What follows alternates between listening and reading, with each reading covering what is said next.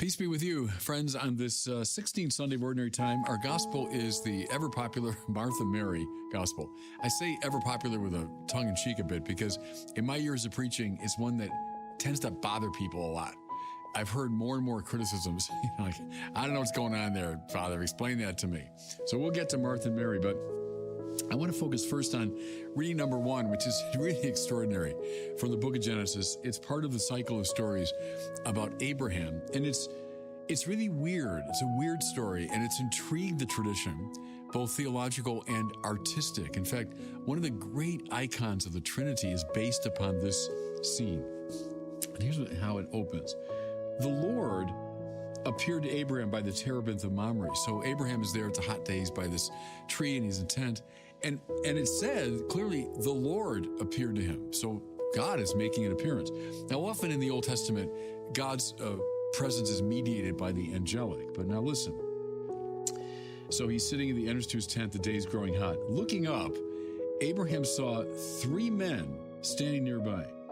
When he saw them, he ran from the entrance of the tent to greet them. And bowing to the ground, he said, "Sir, if I may ask you this favor, let me, wait on you." All right. There's a lot going on here in this strange little story. So we've been told already the Lord's appearing. Well, how interesting that he appears in the form of 3 men or 3 angels. Why 3? Well, the Christian mind right away is intrigued by this, that God is somehow a play of 3 in 1. Looking up, he sees them, and then he runs to greet them. Now, this is in some ways the key to the whole story. When God appears to you, you don't sit around. You don't wait till tomorrow. You don't put it off because there's something more important. No, you run. See, when the Lord is coming into your life, you don't mess around. You don't compromise. You run to the Lord. But then, see, this is what I find so intriguing. He runs, he greets them, he bows. So, again, this is an acknowledgement of the divinity of what's appearing to him, bowing to the ground. That's the attitude of worship, okay? But this is what I find really interesting. He says, "Sir, if I may ask you this favor." Why? He's addressing 3 people, right? Why does he just say, "Sir"? There's a weird play here of plurality, the 3, and the 1. Because we're told the Lord appeared, so that's the one God, but he appears in terms of these 3 men whom Abraham worships, so that's appropriate to God. But then Abraham refers to them as "Sir," as one. Do you see now why the tradition saw in this scene something kind of weirdly interesting about the triune quality of God? But then Abraham ran, he bowed, and then, boy, does he get going. He's ordering his servants. "Let some water be brought. You may bathe your feet. Then rest yourselves under the tree. Now you've come this close to your servant. Let me bring you a little food. You may refresh yourselves. Afterwards, you may go on your way. Let me be of complete service to you." That's what he's saying. Now, Abraham is a prominent figure. He's a patriarchal figure. It was indeed part of ancient, Middle Eastern hospitality to be kind to visitors that come upon you, because in that desert culture, it was often a matter of life and death. Someone just comes upon you, they might have been wandering for days and they need food and drink. So that's understandable on the surface level. But the really interesting thing is the deeper level. If we are talking about a theophany here, a manifestation of God, what we're seeing in all the moves and gestures of Abraham is the right attitude. Go, don't delay. Oh man, for our culture today, so secularized, and God, well, I guess if that's your thing, and no. If you're talking about God, you move, you act, and then you worship. That's the right attitude. You don't say, "Oh, God is, one interest I have among many. Oh yeah, I like baseball, I like politics, I like, my family, and I like God, and I like," no. The right attitude toward God is worship, and then radical service. Abraham is saying basically, look, my life is about you now. I'm not here to serve myself, make myself comfortable. No, my life is all about you. Speed, reverence, radical service. Does that make sense? Fellow believers? Do a little searching moral inventory of your own spiritual life. And you say, oh yeah, I believe in God. Oh yeah, God is so important to me. Are all these moves on display in your life? Do you move when the Lord has come near? You worship him faithfully and regularly. Oh yeah, God's so important to me. When was the last time you went to Mass? 10 years ago. Then you're not taking God seriously. Oh, God is the center of my life. Well, how often do you serve God? Show me exactly how you're giving your life to God. Oh, I don't really have time for all that. Then you're not serving God. Take Abraham here in the presence of these three men, angels, whatever you want to call them, as emblematic of the way we ought to be relating to God. All right, now, the church gives us this reading as a kind of propedeutic to reading the familiar Martha Mary story. And I think it does provide the right interpretive framework for this, again, controversial story.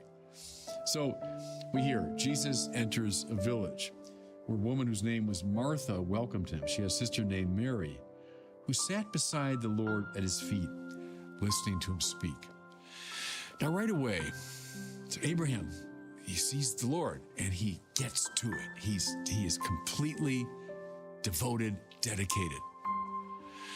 Well, that's the attitude of Mary in this story. That's what we're meant to see, is the Lord has come, Jesus. What do you do when Jesus presents himself to you? Well, you don't mess around. You don't say, well, I'll get around to it. Well, let me take care of, X, Y, and Z. And then, no. She's about one thing. She's about one thing. She is focused on the Lord, right?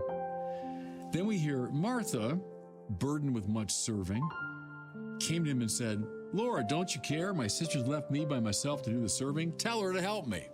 Now, here's the point where lots of people sympathize with Martha. Hey, I get it. There's Mary, just, she's kind of horsing around there. And I got this whole party to prepare, and I got food, and I've got hospitality, and here I'm trying to do my job, and she's, come on, Lord, tell her to help me. Now, listen to the Lord's response. The Lord said to her, to Martha in reply, Martha, Martha, you're anxious and worried about many things. There's need of only one thing. Mary's chosen the better part, and it will not be taken from her. Okay, can I tell you what I think this story does not mean? And especially with our first reading in mind, it doesn't mean, the contemplative life is better than the active life. Mary stands for prayer and stands for liturgy and all this, and Martha stands for this kind of busy active life, and the contemplative life is clearly superior to the active life. Now, I know that interpretation has been given up and down the centuries. I don't think that's what it's about. And one of the signs is Abraham in that first reading, man, he's fussing around with lots of hospitality, fetching water and preparing the meal, and he's like Martha, isn't he? He's very involved in hospitality. So you say, okay, well, what's at stake here? What is the issue? Listen again to the Lord.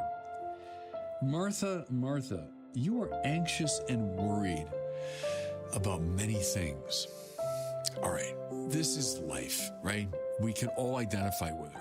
Right now, as I record these words, I'm thinking about the day ahead of me, which has a lot to do with the governing this diocese of Winona, Rochester. I'm thinking about a trip I have got to make. I'm thinking about preparations I have to do for talks. I'm thinking about this meeting I have in Washington in about 10 days. I'm anxious and upset right now about a lot of different things. Well, that's life. The problem is when we become monomaniacally focused on all the little things that are preoccupying us. We're split, we're divided, we're worried about this and that. I've talked to you about the the monkey mind, right, that leaps from branch to branch. Well, there's kind of a version of that. I'm worried and anxious about many things. Mary has chosen, and I've always loved the Latin of this, the unum necessarium. That means the one thing necessary. What's that? God and the love of God. When God comes into your life, God makes himself present. That's what your whole life is about. Your whole attention should be focused on God. God, listen now, cannot become one of the many things that you're worried about. See, that's a metaphysical mistake. If I say I'm worried about this, about that, about this person, that person, about this thing, this trip, and so on, and I'm worried about God, what have I done? I've made God into some being in the world. So one of my many preoccupations. God, we say, with Thomas Aquinas, is the sheer act of to be itself. That's to say, that which creatively undergirds and gives rise to all of reality. He's not one concern among many. God is the unum necessarium, the one thing necessary. Now watch. When I am completely focused on God in this intense way, I've not left behind the many things. Rather, I place the many things in their proper context and framework. Martha is the splintered soul, the splintered self, and she's flitting from flower to flower and from worry to worry, anxious and upset about many things. Mary has chosen the unum necessarium. So now she's in a position to handle the many things. See, I'm not playing one off the other, like that's good, that's bad. No, as Augustine said, love God, and then love everything else for the sake of God. Now you got it. Now you got it. Now you brought Martha and Mary together. Love God. Unum necessarium. God appears, you run, you worship, you serve. God is the one thing necessary. And in that very move, now all the many things I'm concerned about find their proper place. Look, we're all sinners. And so what happens to us is, I'm so worried about this. I'm so worried about that. Now I'm worried about this. Oh yeah, and there's that coming. And before I know it, I'm a basket case of nerves, because wherever I look, there's something to concern me. How about I'm focused on the unum necessarium? Okay. Only in God is my soul at rest. There's the interior castle. There's the place of peace. And from that serenity of soul, I can now find the right attitude toward all the many things that preoccupy me. I think that's a way to read Martha and Mary together in light of Abraham, right? He's fussing around with lots of activity, but all of it is grounded in his complete focus on God and the things of God. And God bless you.